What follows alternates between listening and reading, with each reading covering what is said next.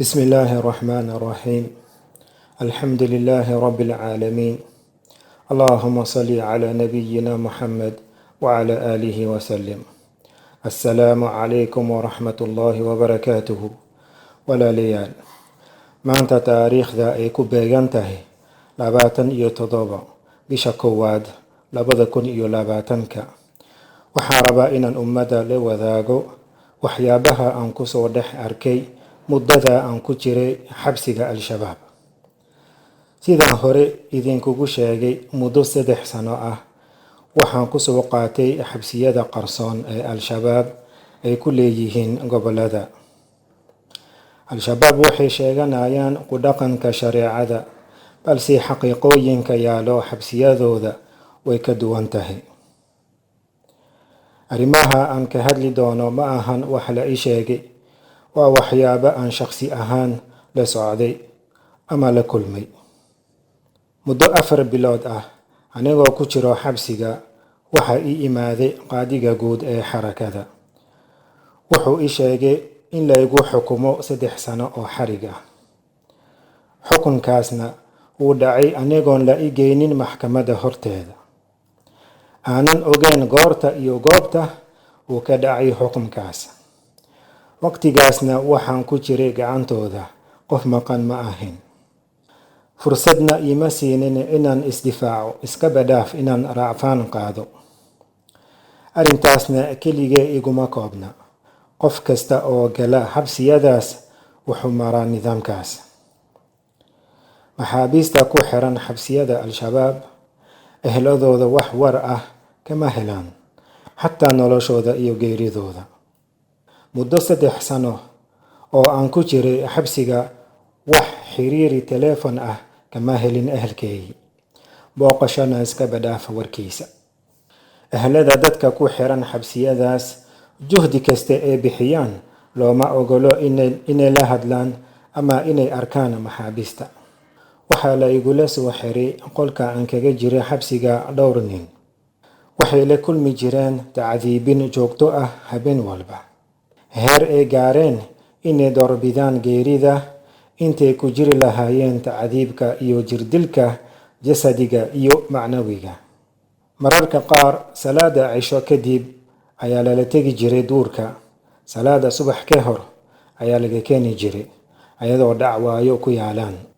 tacdiibinka ay maraan marka laga raabo jirdilka waxaa ka mid ah in cuntada laga jaro, inaan laga daweynin boogaha ka soo gaara tacdiibka, in lagu qasbo inuu taagnaado habeenkoo dhan, in 3 ama 4 qofood qolka iskula jiraan, loo keeno gasac si ay ugu xaajo gutaan ayagoo isfiirinayaan oo aan helaynin meel ay isku asturaan.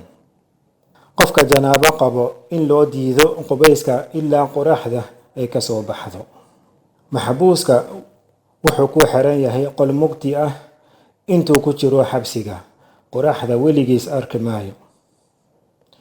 muddada uu ku jiro xabsiga wuxuu ku xiran yahay silsilad aan marnaba laga furaynin ilaa uu ka baxo xabsiga ama uu ku dhinto. inta badan dadka uma adkaysan karaan tacdiibka, waxayna doorbideen inay qirtaan dambiga loo haysto xataa haddii uusan dambigaas gelin, si looga joojiyo cadaabka. qiraashadaas kadib way daaweynayaan, cuntooyin fiican ay siinayaan si ay uga duubaan video. wuxuu maxbuuska ka sheegayo kaamirada horteeda waa wax loo meeriyey oo lagu qasbay, waa waxba kama jiraan ah. markii la duubi raba, qofka ka soo noqda qiraalka hore ee tacdiibka looga keenay wuxuu maraa tacdiib ka daran kii hore. marka khiyaar ma lahan ilaa uu sheego wixii loo meeriyey.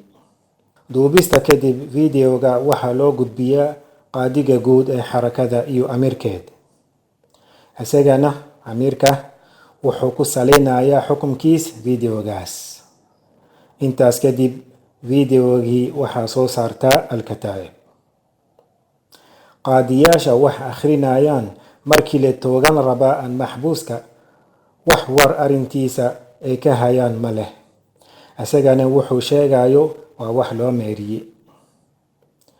Dhowr nin ayaan isku dayay inaan sabrisiiyo si aysan u qiranin wax dambi aysan galin, laakiin ugu dambeyntii way adkaysan waayeen.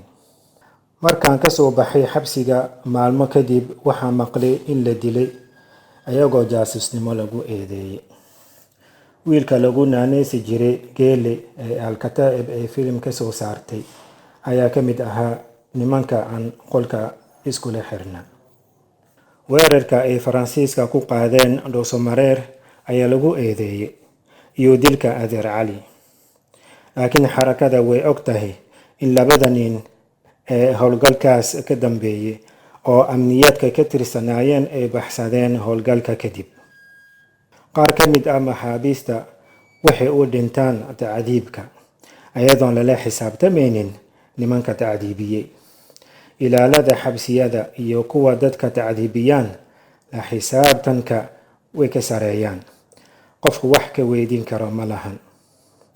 Diyada qofka tacdiibka u dhintay xarakada ma bixinayso ilaa qabiilkiisa ay cadaadis saaraan.